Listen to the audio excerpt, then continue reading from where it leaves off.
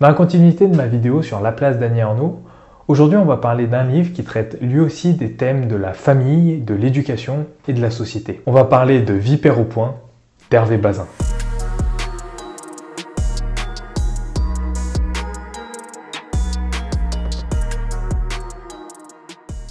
Vipère au point, c'est l'histoire d'une famille. Jean et son frère Freddy ont été élevés par leur grand-mère, une femme stricte mais juste. Les deux frères ne connaissent pas leurs parents. Ils vivent en Chine avec leur frère cadet Marcel. À la mort de la grand-mère, les parents sont obligés de revenir. Jean et Freddy vont connaître une profonde déception. Au lieu d'une mère aimante, ils vont se retrouver face à une mère tyrannique et impitoyable. Grand-mère mourut, ma mère parut, et ce récit devient drame.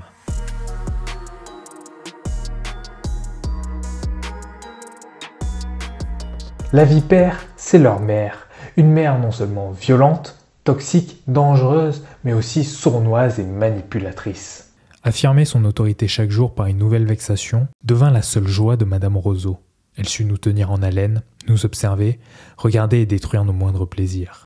Elle récompensera la délation et n'hésitera pas à mener des stratagèmes pour corriger ses enfants. « Allons, venez. Les enfants, reprit-elle d'un ton neutre, il faut aller vous laver les mains. » La manœuvre consistait à nous isoler de témoins. Madame Roseau se contint jusqu'au palier. Mais là, les pieds, les mains, les cris, tout partit à la fois. Remarquez que, d'ordinaire, elle ne nous battait jamais sans nous en donner les motifs. Ce soir-là, aucune explication. Ils la traiteront comme une ennemie de guerre qu'ils déshumaniseront. Elle n'est plus maman, elle est folcoche, cette folle cochonne.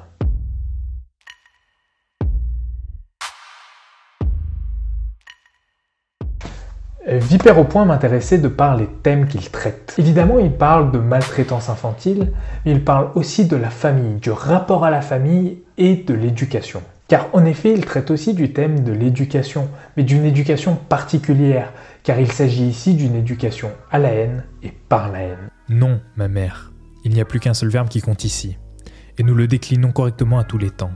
Je te hais, tu me hais, il la haïssait, nous nous haïrons, vous vous étiez haïs, ils se haïrent.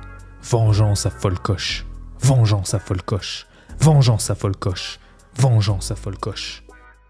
Pour Hervé Bazin, l'enfant prend pour modèle ses parents.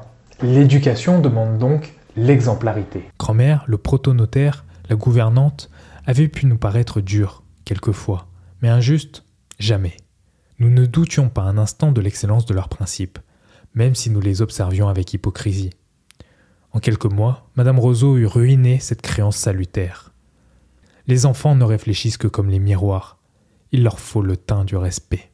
Or, quand l'exemple se traduit par la violence, cela n'engendre, par mimétisme chez l'enfant, que la méfiance et la méchanceté. Car quand la norme c'est la violence, la gentillesse devient suspecte. Et toute relation normale en apparence amène l'enfant à se poser des questions, à vouloir se protéger de la menace qui n'est toujours pas révélée. Car dans sa conception du monde, dans son éducation est ancré un message, celui qu'il ne peut exister de relations bienveillantes et qu'au contraire qu'il s'agit toujours de domination et donc qu'il vaut mieux dominer qu'être dominé.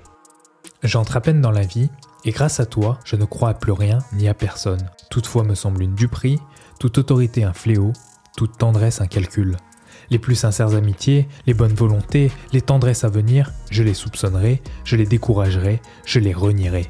L'homme doit vivre seul, aimer c'est abdiquer, haïr c'est s'affirmer. Je suis, je vis, j'attaque, je détruis, je pense donc je contredis. Toute autre vie menace un peu la mienne, ne serait-ce qu'en respirant une part de mon oxygène, je ne suis solidaire que de moi-même.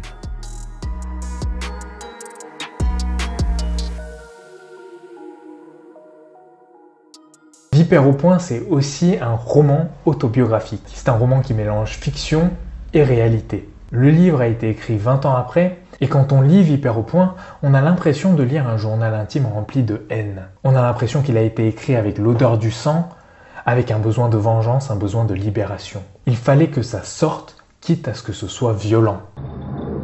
Dans un certain sens, Vipère au point a été la détente, la décharge. On pourrait presque dire la cure psychanalytique. Et c'est ce qui nous donne ce style si particulier et si incisif. Les phrases sont courtes et puissantes, on dirait presque à certains moments des punchlines qui visent à mettre en avant des vérités, mais aussi à attaquer.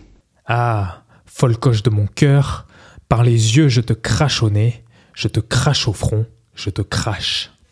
Plus loin, tu n'es qu'une femme, et toutes les femmes paieront plus ou moins pour toi. J'exagère? Écoute, l'homme qui souille une femme souille toujours un peu sa mère. On ne crache pas seulement avec la bouche.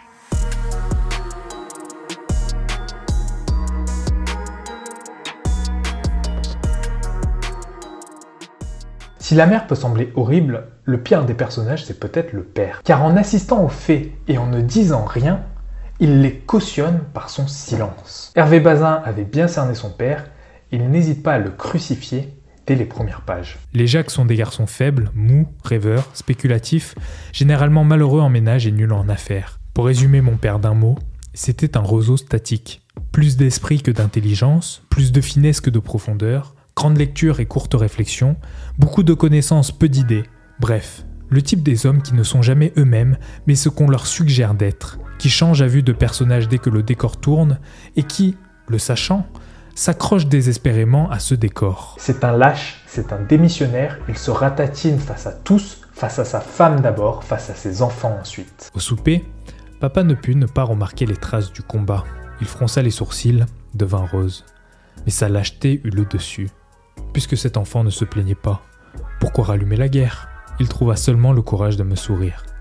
Les dents serrées, les yeux durs, je le fixai longuement dans les yeux. Ce fut lui qui baissa les paupières en premier. Mais quand il les releva, je lui rendis son sourire, et ses moustaches se mirent à trembler.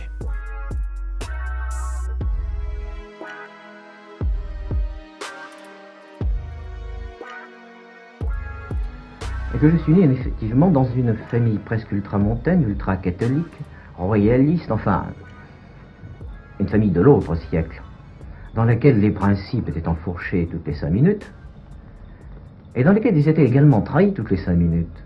Parce qu'enfin, tous ces gens-là avaient des amants, des maîtresses, etc. Et j'ai été horrifié quand j'étais enfant par la contradiction qui existait justement entre ces principes et les actes. Mais à un point presque caricatural. Et je suis devenu d'une sensibilité extrême à l'hypocrisie. À l'image du père, Vipère au point, c'est aussi une critique de la société bourgeoise et de l'éducation bourgeoise dans sa globalité. C'est le portrait d'une famille dépassée par les événements socio-économiques du 19e et du 20e siècle qui rabat les cartes, les force à travailler et les force à abandonner leurs privilèges. Un système que le père n'accepte pas car évidemment il se complaît dans son oisiveté, dans son confort et donc préfère le déni. Il ne veut pas se mélanger avec les petits travailleurs, avec les ouvriers, avec le petit peuple qu'il méprise. Il s'attache à une éducation catholique, à des coutumes qui ne font sens que pour lui car elles lui permettent de sauver les apparences, puisqu'il ne reste que ça à sauver. C'est charmant, dit papa, en se caressant la pomme d'Adam, qu'il a aussi proéminente que le nez. Oui, c'est charmant, c'est désuet, c'est respectable. Mais tant d'argent dépensé pour la gloire, alors que nous manquons du nécessaire, est-ce vraiment charmant? Mais ces paysans, traités en serfs, en plein XXe siècle, n'est-ce pas désuet? Mais cette hypocrisie qui jette la cape sur nos dissensions, notre sécheresse de cœur et d'esprit, nos mythes et nos mythes, est-ce encore respectable? Merci d'avoir regardé cette vidéo. Si vous avez des recommandations, si vous avez aimé d'autres livres d'Hervé Bazin, n'hésitez pas à me les conseiller en commentaire, je n'ai lu que celui-ci pour le moment. Et si vous souhaitez une analyse en particulier d'un livre en particulier pour la prochaine vidéo, dites-le moi aussi en commentaire, ça me donnera des idées. Sur ce, je vous laisse, je vous souhaite une bonne journée et à bientôt. Salut!